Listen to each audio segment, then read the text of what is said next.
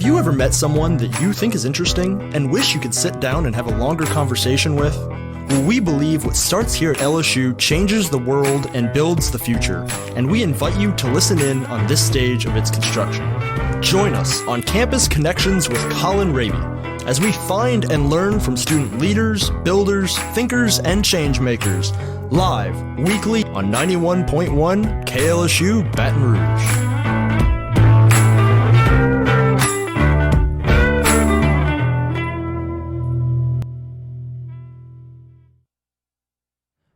Hello. As mentioned, it is 3, so time for Campus Connections with me, your host, Colin Raby. Joining me, as always, is our production manager and co-host, Julius Pilata. Hello, I like that little rhyme you had. And also joining us today, we have the pleasure to talk to the current president of LSU CEO, the new CEO of a newly launched Storysight Media, and a very involved student on LSU's campus, Elijah Chambers. Elijah, do you want to introduce yourself? Yeah, so I'm happy to be here. Thank you so much, Colin, for having me on the show. And I'm excited to talk about what we can do for campus. Absolutely. I know having talked to you before, having been in different clubs with you, definitely someone that is not only very insightful and active on the entrepreneurial and business front, but a real thinker when it comes to the worlds of philosophy and things like that. So I think this is going to be a very interesting discussion, and I'm interested to see where it takes us. Wonderful. Looking forward to it. This week, on our views on the news, we're going to do something that didn't happen in the last week, but it is a big news thing that happened around LSU and is particularly pertinent to get us into this discussion. It's the fact that recently LSU announced, was it last semester, that there is now a major in entrepreneurship. Yeah, so if anybody hasn't heard yet, you can now major in entrepreneurship. This has been a long time coming. You've been able to minor in entrepreneurship for quite a while, even before the pandemic. So the pandemic definitely slowed things down, and then suddenly the department was able to pair the major.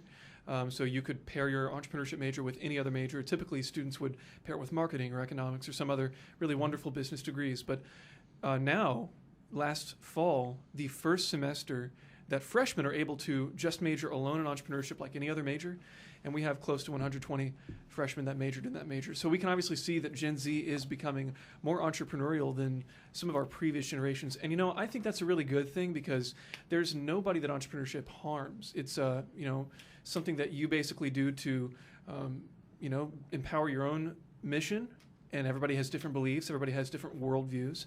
But the beauty of entrepreneurship is that you kind of take that into your own hands. I know a lot of guys who specifically like entrepreneurship because of what they see on social media, what they see on TikTok, right? This idea of the hustle-minded guy, right? And the truth is that that's not entrepreneurship. Inherently, it's if you say that I'm an entrepreneur, that doesn't mean that you fall only into that category, because the truth of the matter is that more startups right now are being started by women and women of color, if that. So we see Gen Z kind of taking the reins where millennials and previous generations have not, and I love to see it. So I do have a question about the entrepreneurship major.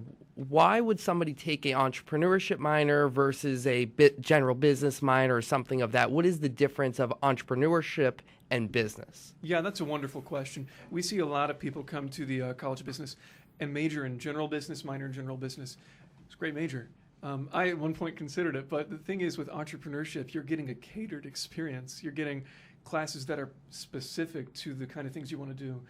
I think the general business is broad, and if that's what you want, then that's wonderful. But for entrepreneurship, once you get into your sophomore, junior year, you're going to start taking a lot of classes that ask you specific questions about why things sell in the market. So if you want to start a business, like let's say I have a really cool idea. This has been done countless times as a gag, but an umbrella backpack. Does anybody in here need an umbrella backpack? See, here's the thing. I very unironically, literally about a summer ago, looked into building an umbrella backpack because I thought it would be so useful. I'm like, how is there not a backpack that I can just pull a little cord and a little umbrella pops out? So yeah, certainly. And how has that not been done? And that's what I'm saying. How has it not been done? So let me ask you. Let's go through the logistics. Okay. Yeah. You pull the cord. Where does the umbrella hide? Yeah, so the best design I was able to come up with is essentially where normally you'd put a laptop right in the back. There'd be a little tube right? So, and maybe you can have like side pockets on both sides of the tube, but essentially a little tube. And so you know how the little umbrellas work that fold out, the little pocket umbrellas? Well, it would be the same kind of theory, just with a longer fold-out period. So there'd be a spring, you pull it out, spring goes out, it pops up, unfolds, just like one of those little pop-it. Kind of reminds me of the movie The Goonies, you know, that character who had all the gadgets. Let me ask you this. What happens when the thing gets stuck? You know, we've all used umbrellas before they get broken. Yeah. So what do you do when you use the backpack umbrella and then it gets stuck? And so you're inside. Now you got to take the backpack off. Yeah. Now you got to reset it. What if it gets broken, permanently broken? Now you got to get a whole new backpack umbrella. It would have to be removable from the rest of the backpack. Certainly. And so as cool as it may seem, like, oh man, like why hasn't anybody thought of this? I'll tell you why. It's because the market has no need for it. Yeah. It's because it would cause so many more complications that we'd have to make more products to answer to. And so there's a difference between a product that the market actually needs, which honestly, you'd be surprised, some of the most subtle ideas are the most successful. I mean, think about Mallard Bay. Mallard Bay just came out of LSU. It's Airbnb for hunters. And that wasn't done before, but there was a need in the market and they met it. And so as an entrepreneurship major, what you get instead of what you would get with any other business degree or any degree on this campus is the ability to critically think about opportunity and value propositions.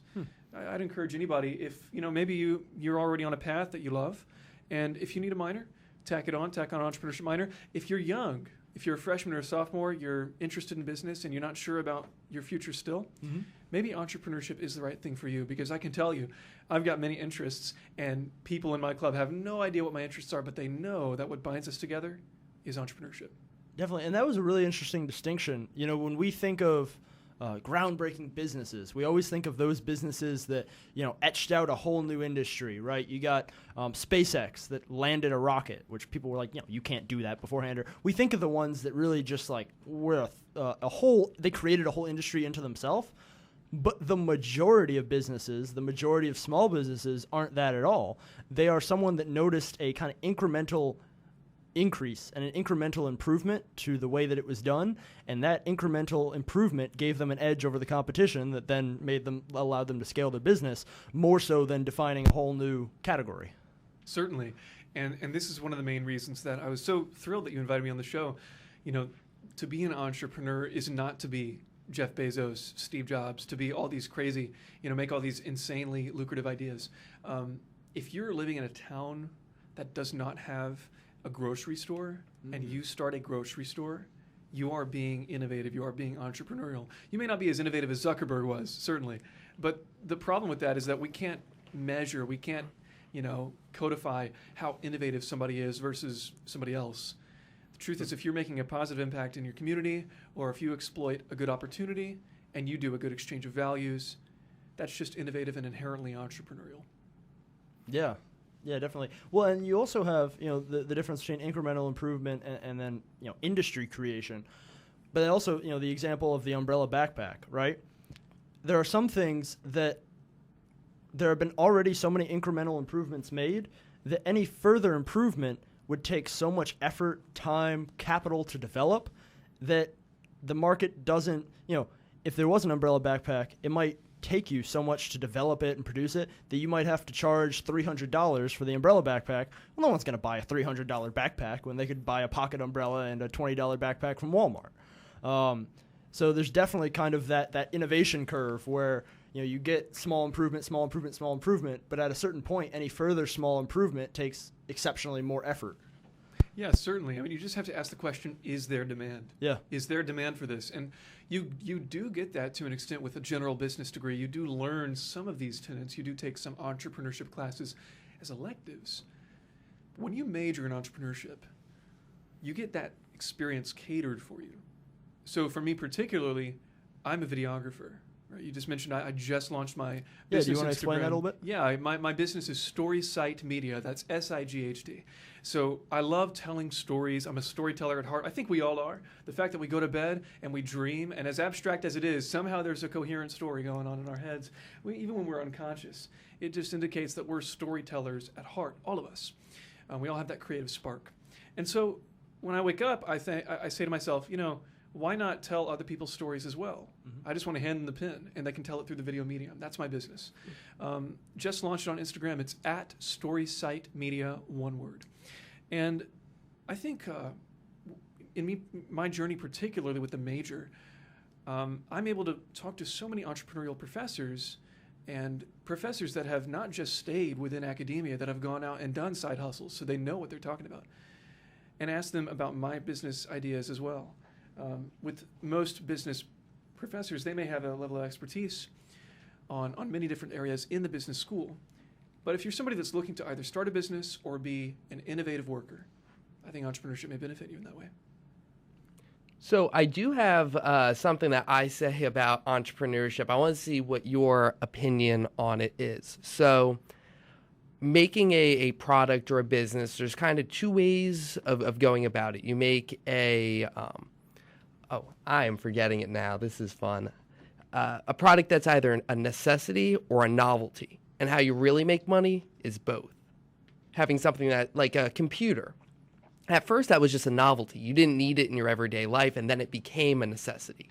Or even, it was a necessity to some people, but the necessity grew. Are you making a statement claim? I'm making a statement, yes. So what is the claim? The claim is that, sorry, I did not get a lot of sleep last night. That's okay. Yeah, so the statement, like a true entrepreneur. This is something I say all the time too. It's a little frustrating, but well, I think it at least ties into what Elijah was talking about earlier. Of demand and need are often very similar words. They're not the same, but they're similar. In the fact of, use the grocery example, do you absolutely need a closer grocery store when maybe the nearest grocery store is 30, 40 minutes away? Well, no, you'll survive. You'll get there.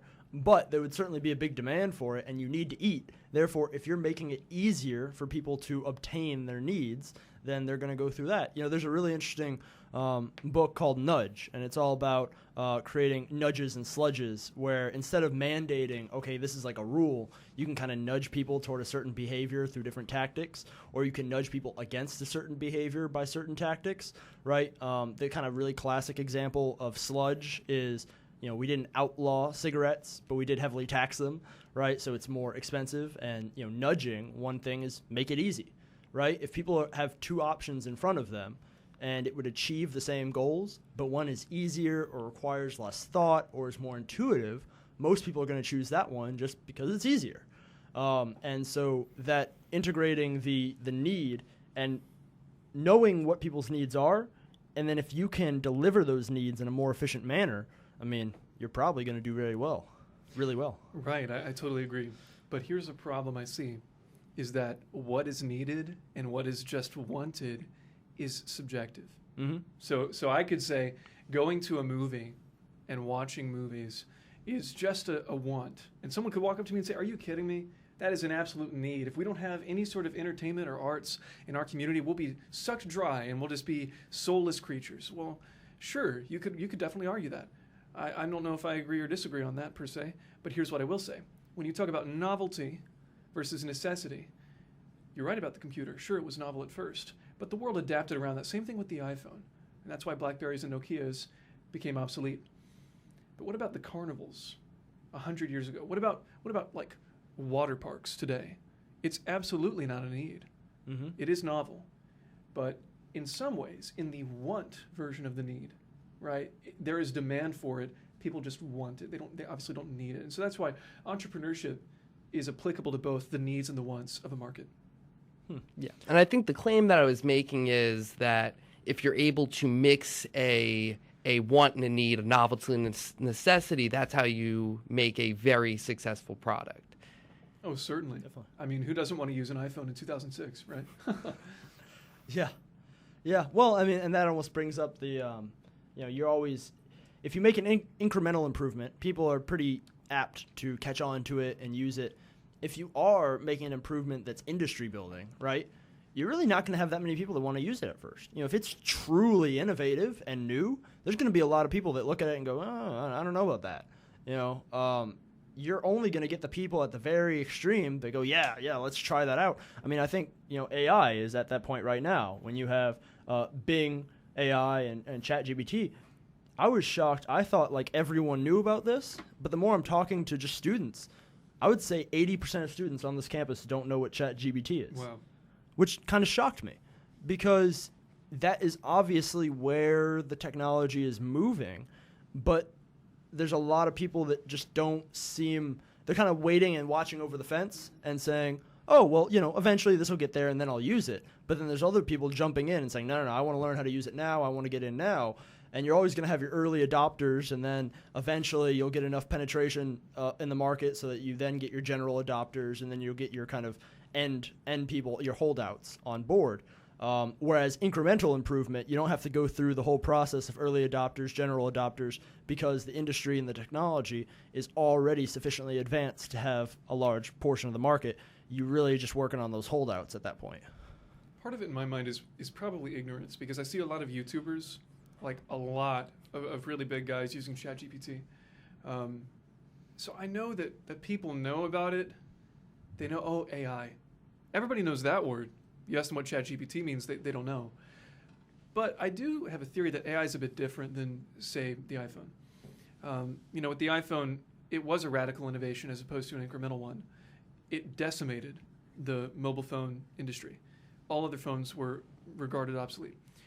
But who doesn't want to use a touchscreen little thing on their hand, right? I mean, I don't know, man. I think that it depends on the invention. It depends on the product. But with entrepreneurship, you're either going to have people flocking to it, run away from it. I'll never know. The beauty of it is that those variables only apply to the really big ones, right? Like iPhone or AI. Right. But we can affect our community. We can affect our campus by innovation, incremental or radical. And I think that people will be on board with it. It was interesting right before the show. We were talking about what we were doing here at this podcast, and you said it's a good example of entrepreneurship. I did kind of want to ask you about that more, during this, because the way I think about it at this point, it's more of a hobby. We're not really making money off of this. It's not, producing something that in any sort of business class would be, you don't have a profit, you don't have, something like that. So what exactly, we said, let's put a pin and talk about that. What exactly did you mean when you mentioned that this was an entrepreneurial process? Yeah, certainly. So for anybody who's wondering, what is entrepreneurship? What is this guy talking about? Entrepreneurship is an exchange of values. Okay. Right. So entrepreneurship is creating value, and it's not, like I said previously, being Elon Musk or Steve Jobs. We obviously talk about them because they are wonderful at it, but what's even just as beautiful and just as wonderful to celebrate in the entrepreneurial realm is, a friend of yours that started a clothing business on Instagram, and she's doing well. So that is entrepreneurship at its core. When I look around, I see two guys that are organizing something to create value. So there are two schools of thought. One group says, you're right. Yes, this is entrepreneurship. They're more of these social entrepreneurs. They are like, hey, nonprofits are just as entrepreneurial as businesses, and we don't believe in these barriers. The other school of thought disagrees and says, look, if it's not making profit, it's not a business, it's not entrepreneurship. And to be quite honest with you, I'm not sure which one I side with fully. But I do know this. What you're doing when you organize resources to create value is entrepreneurial because it leads to the potential of a profit. It is entrepreneurial because you are just building a brand. You're just building, in some ways, you are solving a problem in the market and you're serving something that a gap you see. You're filling that gap.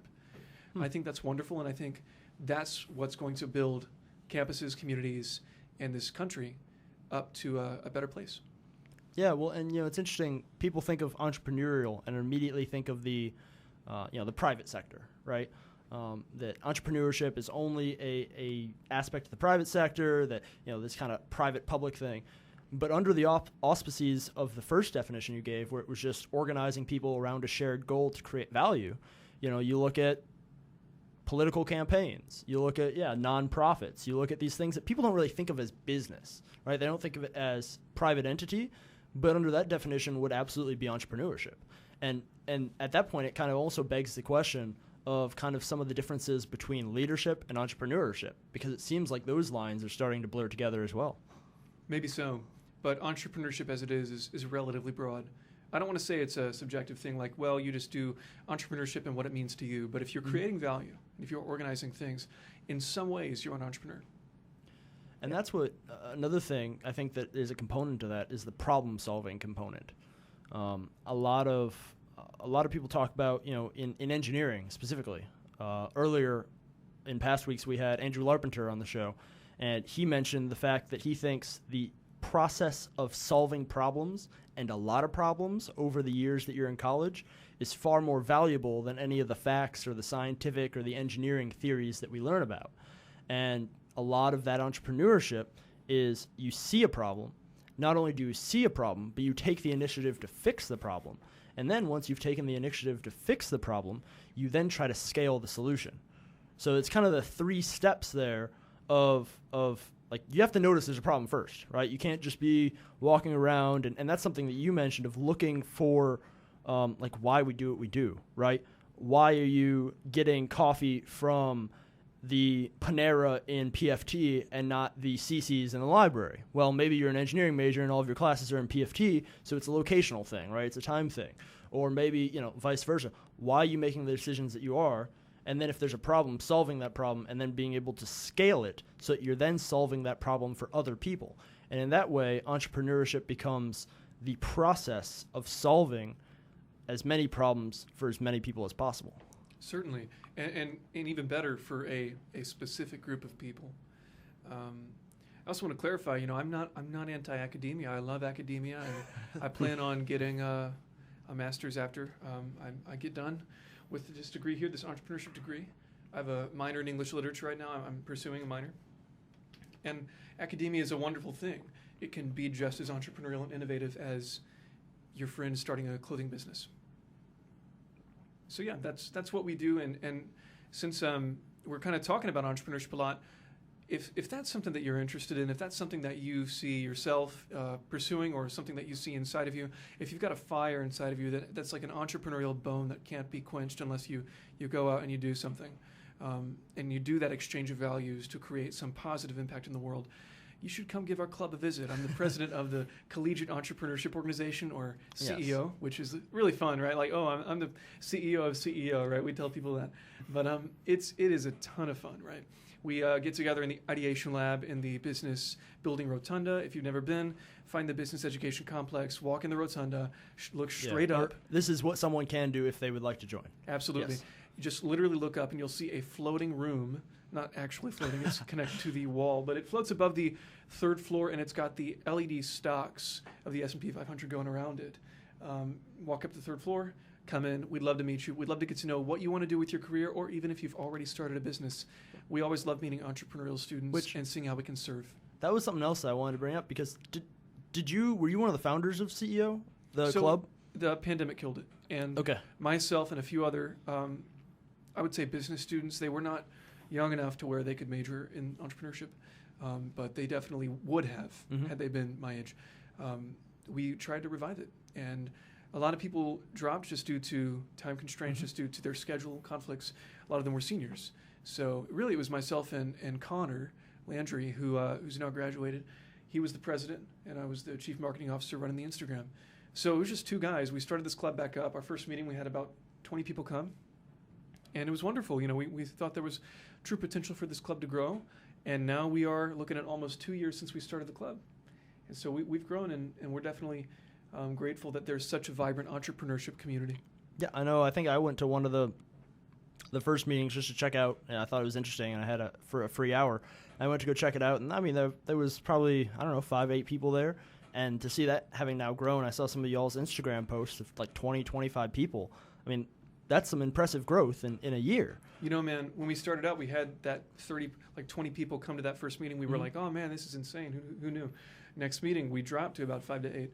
And so it just shows you that perseverance is key, because we could have been easily discouraged, but the truth is we're not doing this to feel good about ourselves. We're not doing it because, not enough people came to our club. We're not doing it for a high. We're doing it because we want to make a difference. We're doing it because we actually care about the people that come. And so if people come that don't give a flip about entrepreneurship, I mean, goodness gracious, like, I would much rather 2 people come that love entrepreneurship, because that's what it's about. It's about making a difference. What are some of the key, and maybe that is one, of having integrity of purpose, and really being passionate about the purpose and the telos of what your club is about.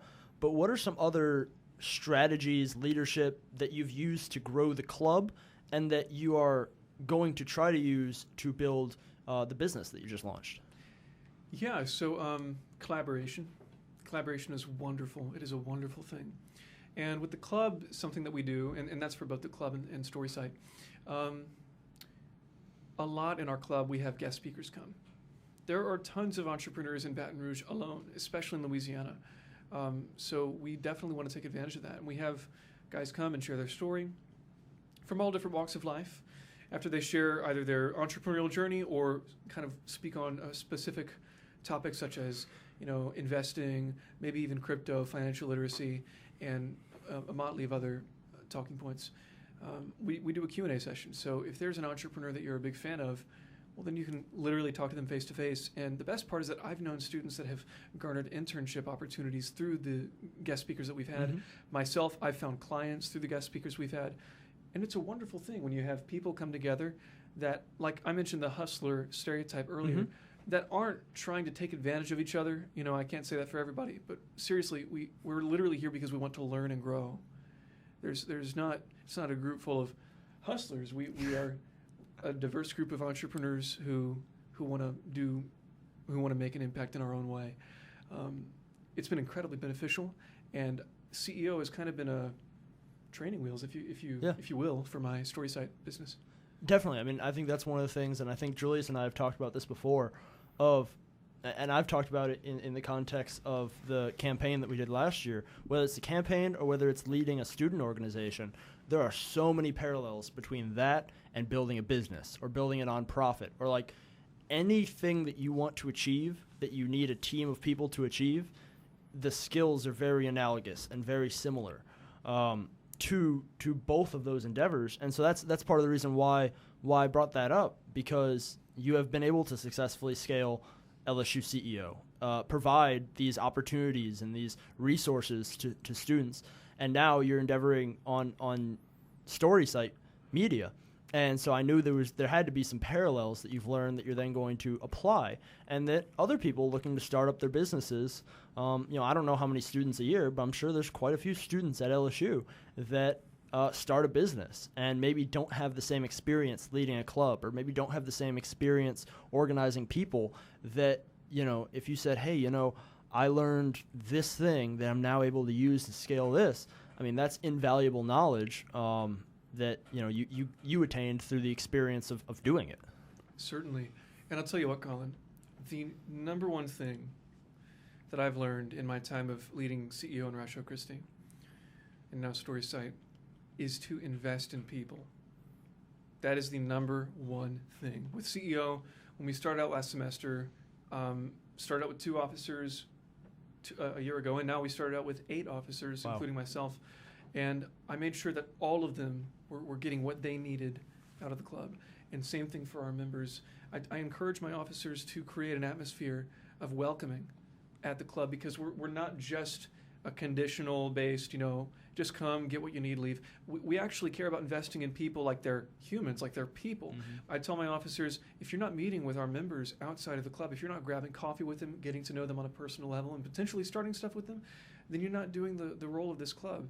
And same thing for you. If I'm not doing the same thing to you, hold me accountable, because that's how you build a community. That's how you build a true network of people that bind each other together. The truth is that when you truly act out of a selfless love for other people, you reap what you sow. It is one of the truest things I've ever heard. And so that's what I would tell anybody who's either leading a club or considering starting something important, is to invest and care about people. Yeah, that is definitely some very good advice. I kind of wanted to say something a couple things back, but your story from CEO Club is actually somewhat similar to what I did with BangleBots. Club died over COVID. There was 3 exec members, built it up to where it is today. But one of the big driving forces behind it is, as you said, investing in people. We're a little bit different. We're not about entrepreneurship, but we're about engineering, applying what we've learned here. And I kind of want to ask you, what were some of the biggest challenges or things that you had to work through to be able to grow the CEO Club during kind of the time of post-COVID, during COVID? I think that any endeavor of any kind takes trial and error. So kind of the biggest thing that we wrestled with, Julius, is figuring out what people want. Mm-hmm. We actually had somebody make a comment and say, you ought not be leading these clubs, telling people, teaching them entrepreneurship. You're not entrepreneurs yourselves. What do you know? Well, we'd only let a few where we just had discussion circles about purpose. And what's your purpose? Are you doing what fulfills you and what you think will make an impact? But what this individual got wrong is that, we're actually saying the exact opposite. We're saying we're just like you. We're students. We know nothing. We're learning everything. Yeah. We're right with you are, even though we're officers. We're just the guys organizing it so we all can hear it. And I think approaching the club with that air of humility was really the key for us figuring out what our members wanted. Well, yeah, and I think that's actually a struggle that recently there's an organization that Julius and I are involved in called Silver Wings. And this was also restarted as a post-COVID era thing that had gone dormant for a while. And it's now grown from the original 7 or 8 founding members to about 20. And one of the things we've continually talked about is in this first year of the club, one of the big things that we have to overcome is we have to really build the culture and the purpose of what we're doing. Because very often you can get caught up in a lot of the both the perception of what it is, and especially in like a national organization, you can get caught up in what the national organization is kind of pushing and says that it is, that is impersonal to the specific situation at LSU. And there was certain times where Nationals was kind of saying, hey, we want to focus on these projects, but our members were saying, well, we really want to focus on these projects. And there was the discussion of, what do we do? Do we go with what the national organization is kind of pushing for the joint national project, or do we do this thing that is of intrinsic interest to our members? And we chose to go with the intrinsic interest of our members, and I think that paid dividends, and people are seeing that people followed their interest. We provided an avenue for them to pursue their interests, and now they're reaping the rewards of those interests, and people are looking over the fence going, oh, wow, that's cool. If they can be the conduit for my interests as well, why wouldn't I want to join? And so I think that's definitely understated. I think a lot of people go after things like this kind of halfway, where they don't really know exactly why they're doing it. Maybe they think it'll help with a resume booster or something like that. But really coming to know both what you think is the value, but also what other people think is the value, is really important for the sustainability of any organization. Certainly. And that goes right back to entrepreneurship. If you're making an umbrella backpack, but nobody wants an umbrella backpack, don't make an umbrella backpack. I still might make one for myself. But Hey, man, that's awesome. If you do, let me know. I want to try it out. What you do is, to make the umbrella backpack, you use air instead of a physical umbrella. Is it like an airbag? No, it's like imagine like a leaf blower. So I'm referencing an old Kickstarter. Now we're talking about entrepreneurship. There is an old Kickstarter called the Air Umbrella, and their idea was to make a air umbrella using like a leaf blower type of thing, and it was a total scam. Rug pull took everybody's money, and then there was a guy known as Michael Superbacker who just kept commenting for, I think it was like 7 straight years every couple days. And then a couple people on YouTube, like these YouTube engineers, made the air umbrella. Doesn't work great, but... Yeah. Well, and that also goes back to the definitions of entrepreneurship, because if you take the second definition you gave of a purely profit motive for entrepreneurship, then the scam of saying, here's the thing we're doing, and then pulling the rug out, well, that would be genuine entrepreneurship, because they turned a profit. They might not have provided any service or any value, but they did turn a profit, even though it was a scam.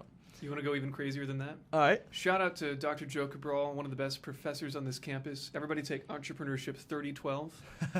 If you would like to. Is Al Capone an entrepreneur? That's I mean, what? He started a soup kitchen, right? Al Capone did start a soup kitchen, right? I believe so. Yeah. But we all know that What a he did other genuine things than that soup kitchen. I'll tell you, though, I mean, based upon what I do believe entrepreneurship to be, there are problems. Al Capone was not just an entrepreneur, but according to that definition, he did act entrepreneurially.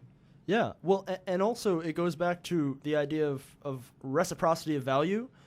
So often in kind of the hustle culture that you mentioned, there's this idea that every interaction is one of transaction, right?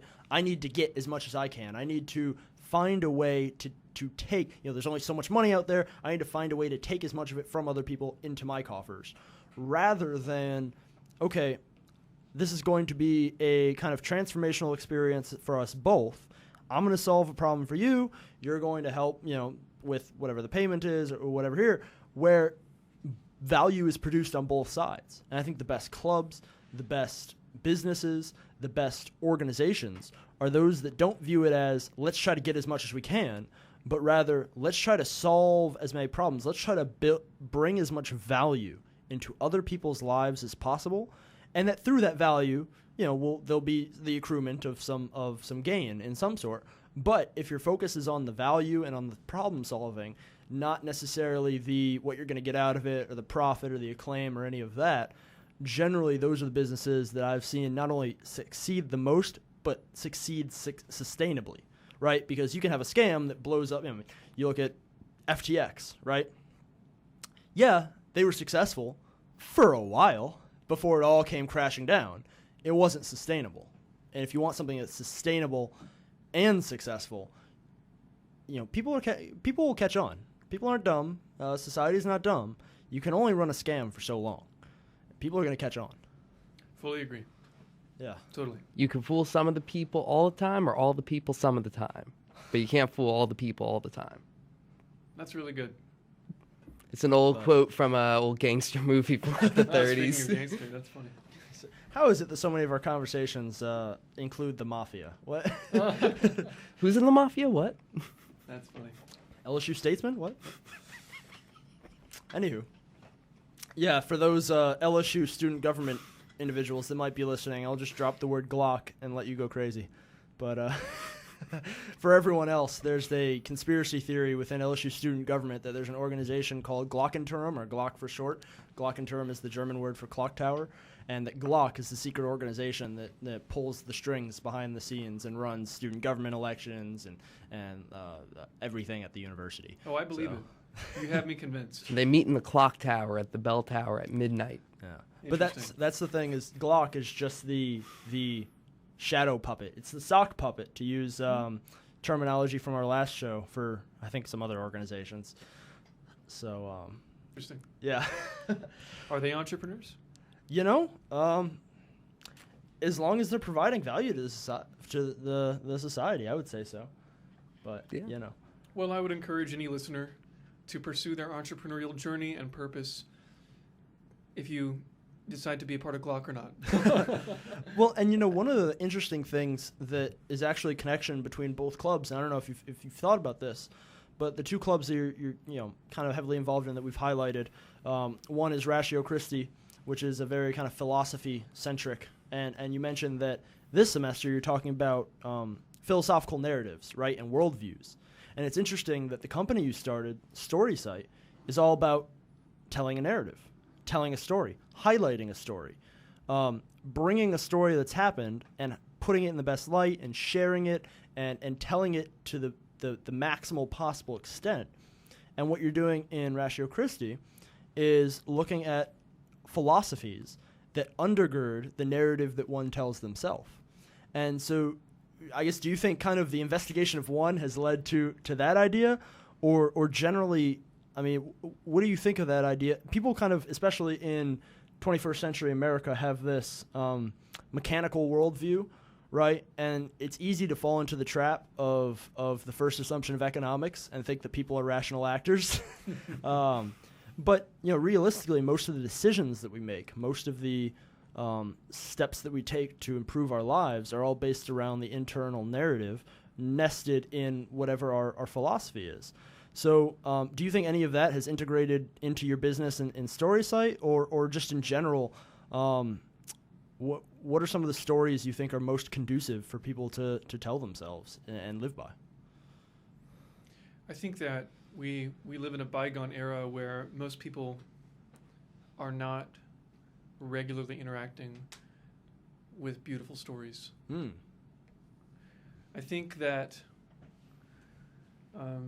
we used to have lots of things in our culture, whether it is, let's say, a film, a song, a business, and of course, undergirding philosophies that we connected with more, that fulfilled us more than what we have today.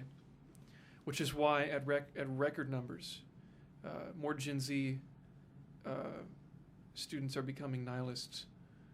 So, my goal for the listener is not to hear me and think, oh, well, Elijah thinks nihilism is bad, or to think that I'm sitting here saying there's only, this, and this, and I'm not looking at it through any other lens. Because you kind of asked me about the relation from Ratio Christi to my business.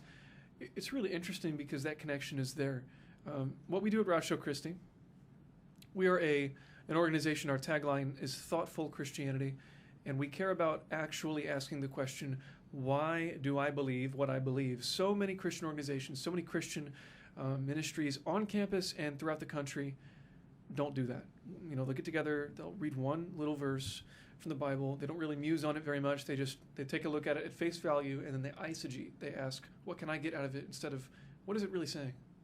Let's look at the historical context. Let's look at the grammatical context, the original language. What context does that have to share? When also, would it have intrinsic meaning if you remove it from the axiomatic presupposition of kind of the religious belief? Certainly. I mean, everybody has presuppositions, and the meanings do change when you remove it from the axiomatic presuppositions. Right. Of course, big words, but in essence, what we're saying is that, you can't just look at a piece of art and say, well, this is what it means, without actually giving it due diligence. And I think that worldviews are the same. So in a nutshell, my point is that at Ratio Christi, we so dearly care about being educated and being informed. And there are people from all different walks of life, just like at CEO. In some ways, Ratio Christi is kind of a second branch, but I keep them very, far away because they're different topics. CEO and Ratio Christi never intersect because CEO is entrepreneurship, Ratio Christi is philosophy and theology. And so what we talk about is discussions about why do we believe what we believe, and are we wrong? Are we right for this? Are we wrong for that? And are there any other worldviews that top us, that make more sense and are in accordance with the world more so than a Christian worldview? Right. We have unbelievers that come to our club as well. We've got a swath of people, Catholics, Protestants, Buddhists, atheists, agnostics. We've got tons of people that come and just engage in a healthy dialogue. We engage with a meeting etiquette to make sure that we are being respectful of everybody despite any differing beliefs. And I'll tell you how this relates to the story deficit that we have today. There used to be a universally agreed upon desire for beauty. We used to agree on what beauty is as humans. And now we've kind of lost what that is. Now we all have our own versions, our own different views of what beauty is. You may often hear people say today, that's fine for you, but it's not fine for me. And what we seek to challenge at Ratio Christi is that maybe there is something that is undeniable about this world. Maybe there is something that is universally agreed upon. And it's hard to talk about because a lot of people really don't want to give way to that idea because they view it as, hurtful or harmful. But, the truth is that if we see something beautiful, if we see a bunch of, puppy dogs playing with each other, we're like, hey, we will universally agree that is a beautiful thing in its own respect. And so I think that is evident throughout all worldviews, that there are objective standards that stay, even though we may disagree on certain things about our worldview. There are millions of different worldviews, especially on this campus. We can still agree that there are objective things that bind humanity together. So with Ratio Christi, we seek to find those answers. And it's a tall order, certainly. But instead of having certainty about certain things, we can have confidence about it. I talk a lot about confidence. Yes. The final thing I'll say is it relates to Storysight because I care about telling people stories in a way that isn't just what I mentioned earlier, right? You can view it however you want to. I see beauty in everybody's life. I see beauty in what you're doing. I see beauty in what you're doing. All humans have value. And so because of that, how could I not want to tell your story? Certainly, there are different worldviews. Certainly, maybe a nihilist would say, Elijah, tell my story. You know what? I still see beauty in that guy's story. So I would, of course, want to tell his or her story. Definitely. And yeah, that's a really interesting whole philosophical take with the whole thing with objectivity. Recently, I've been in my philosophical discussions talking a lot about objectivity, and that's just the whole thing with the Ratio Christi with exploring that is just really interesting. I really should, go to a meeting. Well, especially not just objectivity, right? But practical objectivity, right? It's could you say that we're not 100% certain that there's a table here right now? And for those just listening to the audio, we're sitting at a table. Or are we? Well, right. You could say, like, there's no way we can prove there's a table. It could all be an illusion. We could be in the Matrix, all that. Okay, cool. That doesn't really have a bearing on how I'm going to live my life.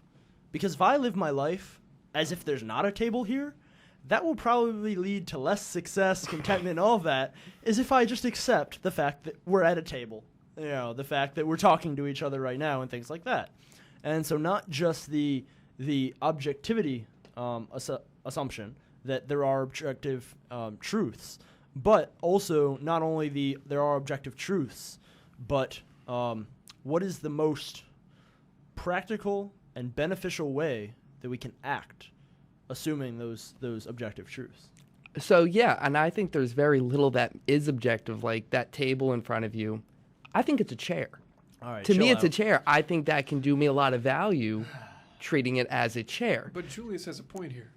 And the point is this is something that, like I mentioned earlier, we all have different beliefs about the world. And so when I say this, I know that there are going to be lots of people, maybe even listening right now, that don't agree with what I have to say. But this is the truth, at least from what my findings have been, is that Julius is absolutely right.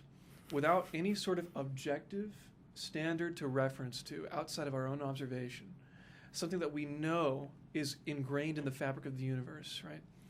We cannot know, even as I touch this table, we cannot know that it is actually a table. It could be a chair. It could be a chicken, right? But the truth is that we have confidence. We have confidence that this is a table. We don't have 100% certainty about anything unless if it is confirmed by a divine source. Well, and the reason you're calling it a table is based on context. That context influences our biases on calling it a table, acting like it's a table, and having that confidence that it's a table is based on our biases and previous experiences. It was really interesting that the very end of what you said there, I think, is worth a little more explanation. You said, we don't have certainty unless it's confirmed by a divine source. Could you explain that a little bit? We never have certainty about anything. We used to think the earth was flat. Mm-hmm. Even science, which is glorified a lot by scientists like scientism, people who purport to materialism and naturalism and say science is truly the only voice that we can trust. Well, how do we know that? Because science is just thoughts from humans, and humans are fallible creatures. We make mistakes. So how can we truly know what is certain? Now, I do know that logic exists. Otherwise, I would not be able to know that logic exists. I also know that love exists. These are immaterial truths. So materialism, naturalism, the idea that we don't have any spiritual realm, that we are only matter, that we're only meat puppets floating around in this chasm that we know as the world, is that conducive to reality, or is it reductionistic? Does it reduce our reality? Because we know that we use logic every day. And we can't take logic and shrink it down and say, look at the chemicals in my brain, that's what logic is. No, that's not logic. Is logic something you can see, taste, touch, feel, smell? No, it's not. Same thing with love, but we know that those things exist. But then that brings us to, of course, the controversial part, which is that there is the Bible and it sits there. And people have tried to destroy the Bible for the last 2,000 years, and since they couldn't destroy it because it's spread like wildfire, because it's so fundamentally different from any other worldview or any other religion of any kind. Think about it. Some people say the Bible was man-made, but the entire point of the Bible, if you read it, is that men should be selfless. And all the men I know from history that take control and power into their own hands do it for personal gain. They do it to sleep with whoever they want to sleep with and to kill whoever they want to kill in a very oppressive way. But what the Bible says is that men should die to self and be selfless and love everybody as themselves, even their own enemies. And there's nothing more loving you can do to somebody than speak the truth in gentleness and kindness. And so if you take something like the Bible and you say, well, it's just been altered and it's not actually a coherent document, well, that's not true. You should read it. 2, let's study the historicity of the Bible. Let's see how did those archetypes those archives that Paul and everybody else originally wrote, how do they spread? Because if he writes an original, it's easy to tamper. But if he writes an original and spreads it, and everybody in all these different locations in Europe and the Mediterranean have the same document, we know that it's verified. We could argue all day about it, but the truth is that in the end, sometimes people just don't want to believe in the Bible.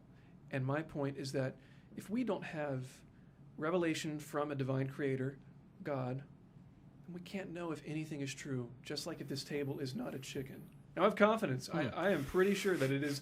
Guys, I may be wrong here, but I'm pretty sure that this is a table and not a chicken. But I have certainty of what the Bible says because of not only scientific and historical reasons, but the very philosophy that makes us human. And so how would you square away with parts in the Bible, and I'm not sure if I'll be able to come up with a on the top example, but I know there are parts that seemingly kind of contradict each other, that, might say, like, kind of Old Testament versus New Testament. Old Testament is, an eye for an eye, an ear for an ear, versus kind of more New Testament, Jesus saying, turn the other cheek, right? And there's that. I mean, I'm not as probably well versed as you are, but there are points that do seem to conflict. And so if there is that kind of coherent truth, how do we deal with confliction in different parts of it? Certainly, and this is a great question to ask, because if there is indeed a contradiction in the Bible, everything I just said is all for naught. It all topples down. So we have to take these claims seriously. My question to anybody who would pose that argument and say, well, there's a contradiction is, do you go to McDonald's for encouragement to go to Burger King? Let me explain.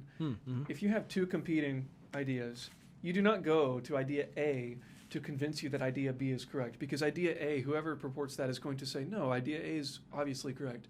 And what I see more often than not is people who are proponents against the Bible, against the historicity of the Bible, say, well, I heard from X person that obviously agrees with them. There are just confirmation biases. When's the last time one of those individuals has gone to an actual apologist or an actual theologian and asked them about these questions? Because those are the people that have studied that thing their entire lives. They haven't just looked at, a few glances at it, been upset with it, and left it forever to sit and collect dust. For those particular, the one you mentioned, it's actually more broad than I can explain in this one podcast. An eye for an eye versus love thy neighbor, right? Turn the other cheek. The truth is that the Old Testament and the New Testament do not contradict. And when you actually study it, the connections are like this. The cross-referencing is unbelievable. And you may say, well, how can you say that if God in one testament says an eye for an eye, but then in the other testament he says, turn the other cheek? It's because God in his sovereignty was building a people. And we see God's people functioning as the Israelites in the Old Testament, but in the New Testament, that changed. It was not bound to race anymore. It was bound to the Holy Spirit. It was bound to all races. People of all nations, all tongues, all tribes are God's people. And so now that that's happened, now Christ has died, he has sins, the Holy Spirit comes on the earth, and now those who are saved repent and turn from their sin and follow Christ, believe in Christ. Those people, when they're filled with the Holy Spirit, who lives in them as their body is a temple, are being sanctified. They're being made righteous, not by their own doing, but by Christ's righteousness. You see, the purposes were different. So there was a reason we had the Mosaic Law. It was to make a need for Christ. The Mosaic Law foreshadowed Christ because no man can be perfect.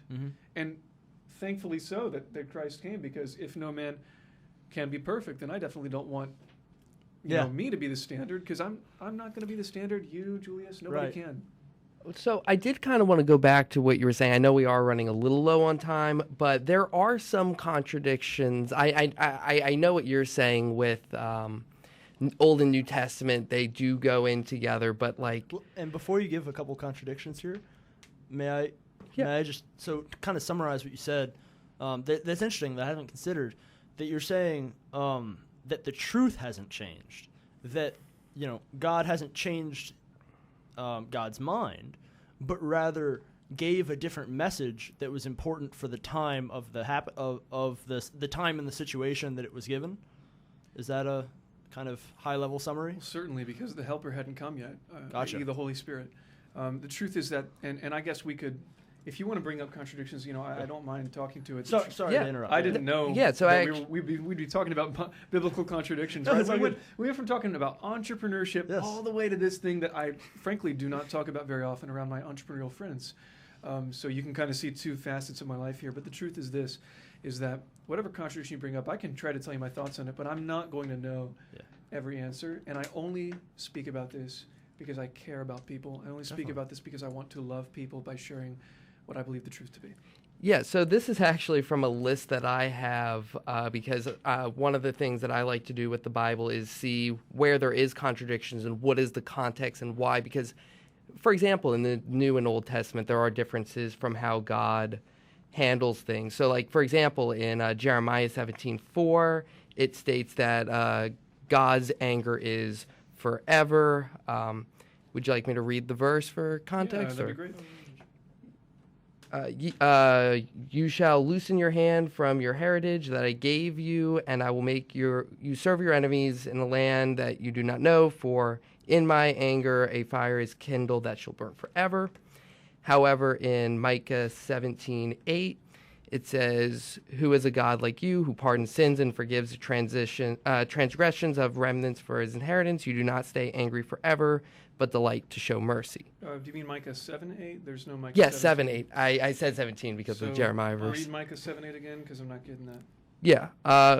Who is a God like you, who pardons sins and forgives the... Sorry, my Micah 7:8 says, rejoice not over me, O my enemy. When I fall, I shall rise. 18. Sorry. I switched the 7. Yeah.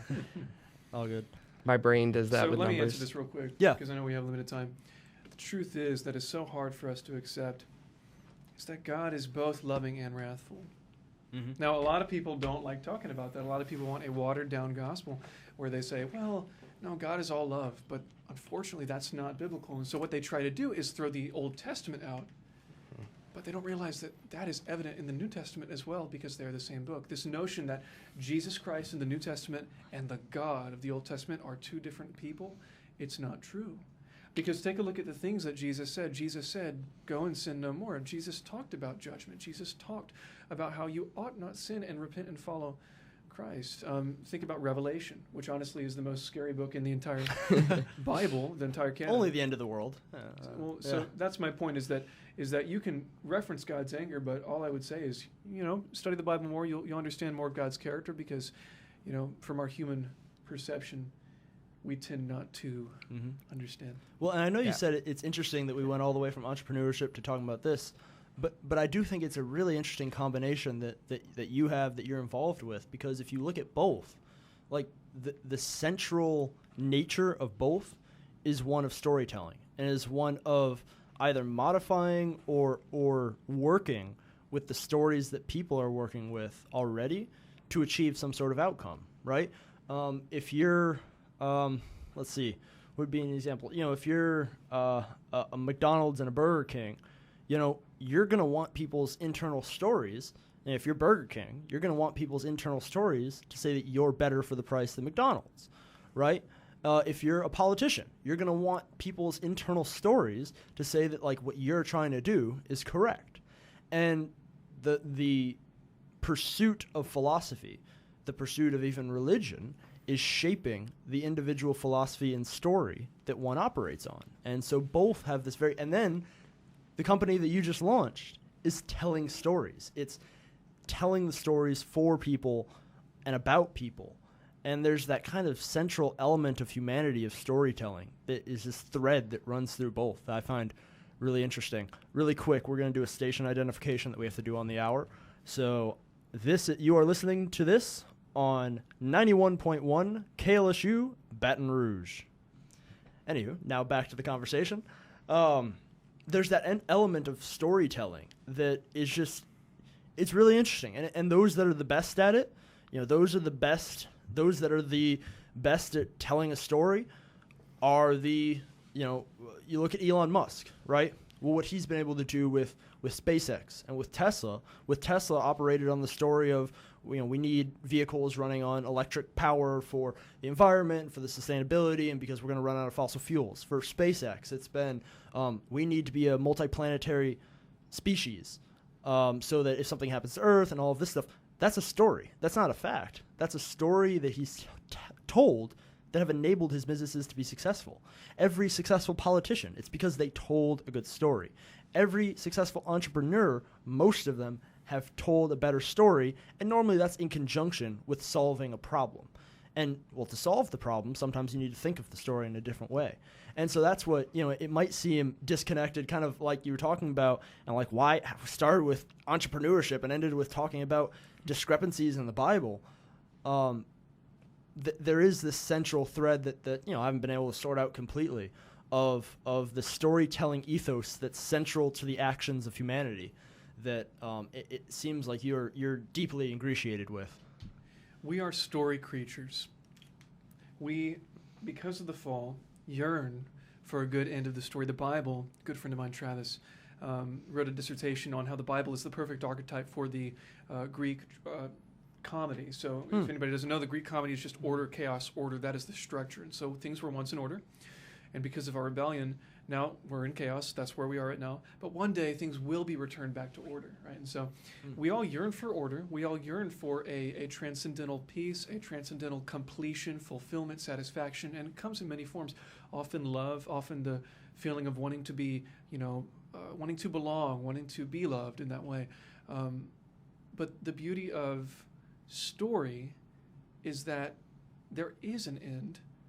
And with the gospel, that end is provided. With the gospel, that end is provided. So a lot of what I do with entrepreneurship, I wouldn't necessarily say I get it from the gospel. It really just stems from who I am as an individual, and I have been shaped as an individual by the gospel. Yeah. What I said earlier about investing in people and loving people for who they are, this idea, whereas Nietzsche said, people are as valuable from a utilitarian perspective. So they're as valuable as as much as they can contribute to society. I don't agree with that. I think that all people are beautiful, all people are made in the image of God. So that idea of investing in people can only come from the selfless worldview that is Christianity. Yeah, I mean, and absolutely, and that idea of the intrinsic worth of every human being nested in the story of the biblical canon, as far as you've come to know it, is essential to how you're operating in the world. And so that's, that is, paramount.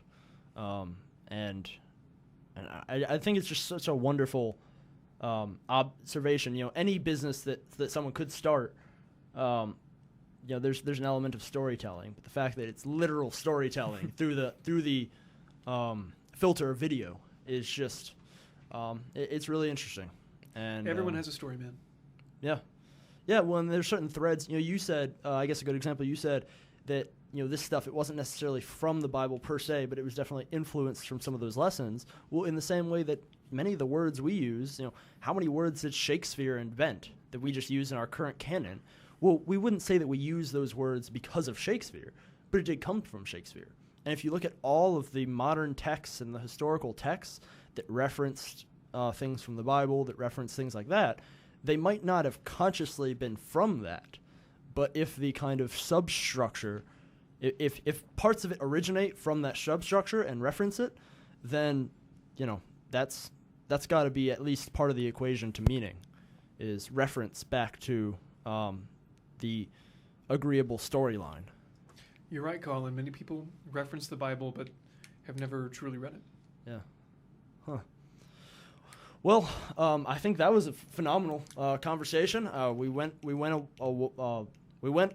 We covered a broad area, but I think all under an interesting overview. Is there anything? This is my life, man. This is talk about broad. So yeah. Well, and before we kind of move on and give some quick student government updates, is there anything? I know we kind of talked about them both. That doesn't always happen, but do you want to go ahead? Don't necessarily ask anyone to come out because we shouldn't be pitching anything, but do you want to just plug anything? So plug those clubs, plug your, just what you're doing in your life. Yeah, so if you're somebody who cares about investing in yourself, growing, learning, and being somebody that you can be innovative and in some time work on your own, work for yourself, CEO may be a fit for you. At that club, we do not talk about the kind of philosophical conversations that myself and Julius and Colin have had today. But if you are somebody that may disagree with what I have to say, we invite you to Ratio Christi as well. I'm just the secretary at Ratio Christi. We've got about 15 to 20 regular attendees from all different sorts of backgrounds, and we make sure that we do have a respectful meeting etiquette of everybody involved. We welcome disagreement because, why? We love people, and we love to, I guess, iron sharpens iron. If we disagree with each other and we talk about it, well, guess what? Now we're either going to find the truth or we're going to be more confident in what we believe. And I think that's a good thing. Or even find out, maybe reach the end of your knowledge and realize where that dividing line is between what you know and what you don't know. Sometimes the hardest part in progression is just figuring out what you don't know. Certainly. Yeah. Well, I don't know a lot of things, and I think we that's all of humanity. We're just specks, But that's the beautiful thing, that God would even send a Savior to die for us, the specks that we are, that He views us as humans, that He views us and He loves us. So my last message to anybody would be to follow the gospel, because it is a beautiful thing. And don't pay attention to what people have said. Don't pay attention to what you think the church is, what you think the gospel says, what you think you've heard about the Bible. Read it for yourself. And don't believe the hustlers online. You can be an entrepreneur. Yeah, above all, right. Above all, ignore the hustlers. Well, thank you. Thank you for coming on. We really appreciate it. This was great. Thank you, Elijah. Wonderful. Thank you guys for having me. And then we're going to move real quick into just a couple student government updates for those that care. Again, a couple people have asked why we do this. The idea is, one, if you go to LSU, this is particularly pertinent to your experience on this campus. These are the individuals that you've elected to represent. And then also, if you're not at LSU, it serves as a microcosm, an example of a microcosm of self-led governance that has some really interesting ramifications in the real world. So some of the really big updates from the last week are that LSU student government collaborated with Tiger TV to do TigerCast to raise money for the Student Emergency Fund. That was hosted by Matthew Delotte and Isabel Rover. It was a very successful event. Their goal was to raise $3,000. I think they raised over $4,000. Very successful. A lot of good for the Student Emergency Fund, which helps students recover after emergency events that come up in their lives. And then secondarily, Julius and I were talking about this a little bit beforehand. One of the big things going on currently, so we are currently in election season. So if you're listening to this and you might want to get involved, or you might have ever had an interest, know that the registration period for registering to run for college council or senate ends this upcoming Monday. So feel free to reach out to the show. We're at Campus Connections on Instagram. You could even reach out to KSLSU on Snapchat. I'm sure it'll find us. You can reach out to us and ask any questions, but if you are interested, that is available. And also, there's been a couple controversies with the election rules this semester. Last semester, LSU student government completely rewrote the election code to try to fix parts of it that were problematic and not as fair and transparent as one may like. However, part of the problem of rewriting an entire code is that you inevitably are going to define a couple things problematically, or you might have conflicting parts of even just a 17-page code that conflicted theirself. And so there's been a couple court cases, a couple things like that, of people trying to understand what this new code means, and I think we're going to have to go back and fix it. But it serves as a good example because we've seen some of the candidates and some people outside of student government saying certain things about actions of, oh, well, we can't do this, or we can do this, or we shouldn't do this. And, some of them it's correct and it's going on. A lot of them is not really rested in reality. There's a lot of, oh, well, we can't do this because the code says so, without actually referencing what the code says. And it's been really interesting to watch because anytime there's ambiguity, you will see cropping up misinformation. And I know we talked about with Sebastian last week how to fight disinformation. And it's been really interesting to watch. We have a chasm that's formed of ambiguity with certain parts of the code and what you can do and what you can't do.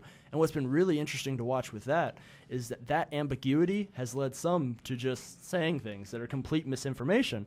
And it's hard to fault people for that because there is this ambiguity. But always looking to the source it is really important, and it's something that's interesting that you're seeing in LSU student government that you see in real government and within society all the time, anytime there's something that's even a little bit ambiguous. You're gonna Cool. I mean, how many different areas have we seen ambiguity and then misinformation spread? Yeah, that's never happened. So, yes, I think that is our show this week. First, I would like to thank... I would like to thank Rico Pilata, my younger brother, for making our backing track for our promo at the beginning of the show.